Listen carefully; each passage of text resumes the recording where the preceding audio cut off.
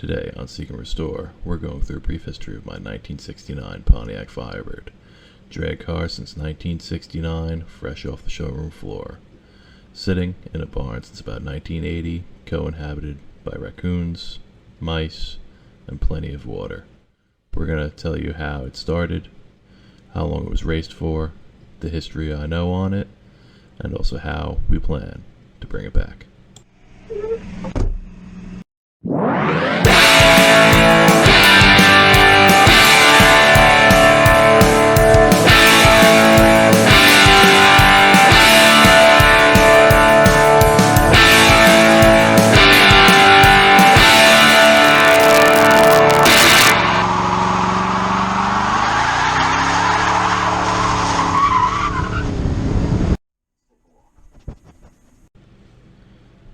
Thank you for taking the time out to stop by my video. I do want to apologize first off and just let you know that this is the first time that I'm ever doing something like this. I do promise I will get better. I'm kind of doing this on a whim with no pre-planning and a very cheap USB microphone. I just wanted to give a quick rundown of the car. It is a car that I am going to try to document and try to make a fun channel out of this car and a couple other cars that me and my friends have. We sort of came to the conclusion that if we're doing all this stuff anyway and we're having fun doing it, then maybe some people would enjoy watching what we do. We're gonna have a couple of things on here. We're gonna have my Firebird as the main project we're working on, a 1966 Chrysler Newport that we're doing some final work on to get it road ready, and my buddy Hammer's S10 mini truck that he's had for quite some time. So back to the Firebird. It is a 1969 Firebird 350. It was campaigned from new by Beaner Pontiac, driven and worked on by the Purz brothers, and run from about 1969 to 1973-ish. It started out as a 350 car, and it ran in the F-Stock Eliminator classes and on Long Island. And they raced it for about a year in that configuration, and then they put a Ram Air 4 400 in it, probably due to the fact that they blew the 350 up, and with their dealer connections, why bother putting another 350 in it when you can go faster? After that, in about 1973, it was given back to the dealership and then sold off as a roller, and a gentleman named Gary Claudio wound up buying it, and he was also a Long Island native from the East End, and he wound up racing it with a few of his teammates as just the yellow Pontiac at first. And then they wound up making it their own and painting it white with the red and blue accents and calling it the American Indian. I think it looks wonderful like that. It's a cool looking car in that configuration. From what Gary told me, they were running a 400 in the car, and they never really did try to go to any national events with it. They were just kind of bracket racing with it, and They had their fun with it for a few years, and in about 1975, 1976, they sold it off. To quote Gary, he used the money from selling the car to pay for a driveway and doing the front landscaping on his newly purchased first home. And from there, we have a little bit of a gap that I haven't found the history on. It was in that time, it managed to get itself a Ram Air 5 motor, which, if you know anything about Pontiacs, those are a particularly rare motor. They only made about 200 of them. You can tell the difference between that one and other ones for the fact that all other Pontiac V8s have the Siamese middle exhaust ports, and the Ram Air 5 you'll see has individual ones, more like a big block Chevy. And they're great flowing heads. They made tons of power, and they were something that you could only buy by going to a Pontiac dealership and going to the parts department and requesting one. This was bought by a friend of my father's, who I'm going to try not to name just due to privacy issues, where he bought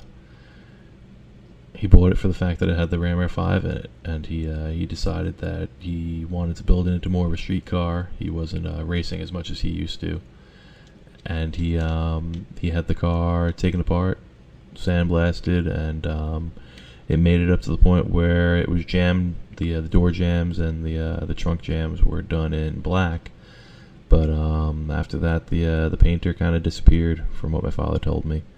So the car just sat and got forgotten about. It moved a couple different storage spots until it wound up where it sat, where I found it, from the mid '80s to 2020 December, when I was given the option to take the car, and it had been scavenged for parts. Partially, it was the parts were missing because they were in the garage, and unfortunately, the garage did have a raccoon infestation. So the interior got just eaten, and the hood and the trunk lid, they were unfortunately, they fell over, and due to the water that was coming in through the roof and the raccoon droppings, they rotted out, so they just got thrown away. And I was given the opportunity to get the car. It's just a shell right now. I managed to find a hood and a rear axle locally for pretty cheap, so I can make it a roller, and to try to complete the body. And right now I'm just trying to bring the car back to a solid piece. It looks pretty bad in the pictures, but it's actually not that rotted. It's definitely a lot worse than it looks. The only actual perforation is in the floorboards, which are pretty easy to fix. They're the same thing as a Camaro, so it shouldn't be too hard to get that back together. And right now I'm going to concentrate on getting the car into a primer and get it rolling and get rid of all the rust. And then from there, I'm kind of up in the air with what's going to happen with it. I'm not sure if I want to bring it back to a drag car, which seems like the obvious answer, but unfortunately, there's living on Long Island, there's no place to race right now. So my closest place is about 3 hours away at ATCO, and who knows if that's going to be there next year. So I'm kind of up in the air on whether or not I want to bring it back to a drag car, or if I want to make it into a more street car, where it has a nice comfortable suspension, streetable motor, lower or more highway oriented gears, so I could just get in the car and go. I don't know. I'm still up in the air on what to do with it. But what I will tell you is that I do plan on bringing this car back from the dead. It will be a car again. It will not sit. It will not rot. I've known about this car for quite some time in my life, and I've always thought to myself that I do not want this car to rot, and I do want to be involved somehow in resurrecting this car. And hopefully you guys are there to watch. If you want to see more about it, subscribe to the channel, hit the bell icon so that you get notified whenever I put up a video. Unfortunately, they won't be too fast at first while I figure out the whole video and audio thing, and while I gather the funds to build the car. Definitely not a wealthy person. In fact, I probably shouldn't be restoring a car in my financial situation, but where there's a will, there's a way. I'll make it happen, and with the help of my friends, we'll get this thing going.